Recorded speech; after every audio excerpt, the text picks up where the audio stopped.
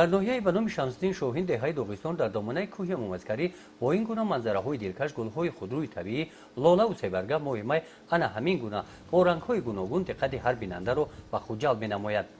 با چنین طبیعت زیبا صدها نفر سیاحان وطنی و خارجی به این دهه آمدند. شغل اساسی ساکنان باغداری و هنرمندی میباشد. در دوره صاحب استقلالی تاجیکستان در این دهه صدها گکتار باغ‌های نو بنیاد گردیده ساکنان به شغل باغداری فرا گرفته شدند. در برابر باغداری هنرمندی هم رشد کرده است.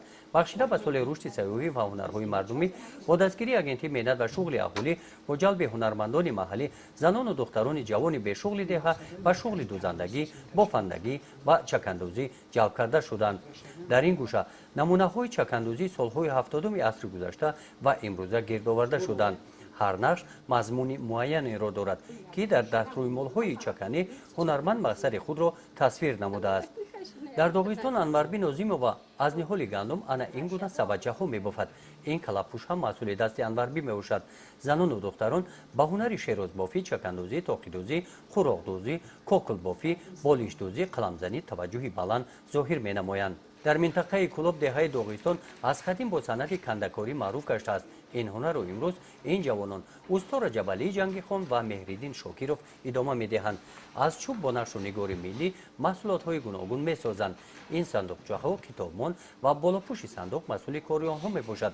رجبلی و مهریدین اسباب های موسیقی خلقی دوتار، رباب و نی را هم با صنعت بلند ساخته میتوانند. دهه داغستان زادگاه هنرمندان اصیل فلکسرایان شهرتمند تاجیکستان عائله خالافو میباشد. این گروه هنری فلکسرایانی خانه فرهنگ جماعت دهات بخشیده به روز جوانان تاجیکستان برنامه بزم فلک را پیشکشی ساکنان شهر دوشنبه نمودنی هستند. оғозан аз санаи 17 май сокинони вилояти суғду берун аз он метавонанд тариқи автобусҳо ба шаҳри Тошканд сафар намоянд. автобусҳо ҳамарӯза аз автовокзали роҳи абрешими шаҳри Хуҷанд соатҳои 8 субҳ ва 12 сафарбар мешаванд. бино ба иттилои масъулон нархи чипта 50 сомонӣ муайян шудааст. шаҳрвандон метавонанд танҳо бо шиносномаи хориҷӣ чиптаҳоро харидорӣ намоянд. айни замон барои сафар кардан ба шаҳри Тошканди ҷумҳурии Ӯзбекистон 6 нақлиёт аз тарафи Азиян Экспресс ҷудо гардидааст, ки ҳар яки онҳо 42 ҷои нишаст доранд. дар замони соҳибистиқлолии кишвар имрӯз бори аввал намояндагони вазорати нақлиёт, роҳ, ширкатҳои сайёҳӣ ва намояндагони воситаи ахбори омма аз шаҳри Тошканд тариқи автобус ба шаҳри Хуҷанд омаданд.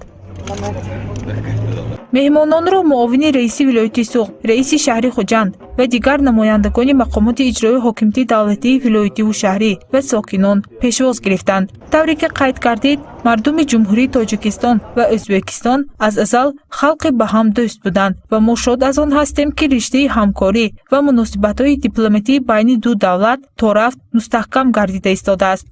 масофаи байни шаҳрҳои Хуҷанд ва Тошканд 175 километр буда мусофирон дар муддати 4 соат роҳро тай мекунанд. در جماعت دهات به نام رودکی ناحیه واسع این موضع باغ فرهنگی و استراحتی است. بگاهی روزهای شنبه میدان و گذرگاه‌های باغ انا همین گونه پر از آدمان می‌گردد. در محیط طبیعت زیبا، احاطه گل‌های رنگارنگ، ساکنان شکرانه از دوران صاحب استقلالی که اینجای آسایشتگی کشور نموده سیر و گشت می‌نمایند.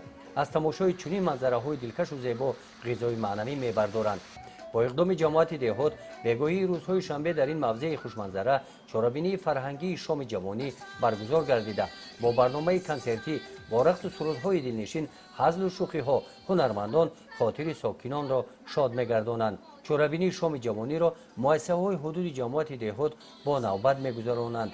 این شنبه برنامه آماده نموده آموزگاران مؤسسه تحصیلات میانه عمومی رقم 7 که بر روز جوانان تاجیکستان بخشیده شده از سرودهای جالب پرمضمون عبارت بودند جوانان را به خودشناسی ملی وطندوستی افتخار وطنداری دعوت میکرد. ساکنان جماعت دهات و مهمانان این برنامه را با کفگویی ها استقبال نمودند. برای برگزاری این چاره‌بینی آموزگاران مدت یک هفته آمادگی دیدند. سرایندگان هنرمندان کسبی نباشند هم سرودها را با ذوق بلند اجرا نمودند. برگزاری چنین چاره‌بینی‌ها نشان دادند که جوانان به صنعت ملی ذوق بلند دارند. از دوره برگزاری برنامه شام جوانی استعدادهای نو به نو روی صحنه آمدند. дар ноҳияи восеъ субҳи рӯзи 19 май бо иштироки васеъи наврасон ва ҷавонон чорабинии варзишии марафони велосипедронӣ доир гардид. дар ин марафон аз ҷамоати шаҳраки ҳурбуг ва ҷамоатҳои деҳон наврасон ва ҷавонон иштирок намуданд. марафони велосипедронӣ тибқи нақшаи кумитаи ҷавонон ва варзиши тоҷикистон роҳандозӣ карда шуда дар ноҳияи восеъ бо сарпарастии бахши ҷавонон ва варзиш дар сатҳи баланд гузаронида шуд. غالبان марафони велосипедронӣ дар ноҳияи восеъ дар ҷашни рӯзи ҷавонон бо тӯҳфаҳои хотиравӣ қадр карда мешаванд.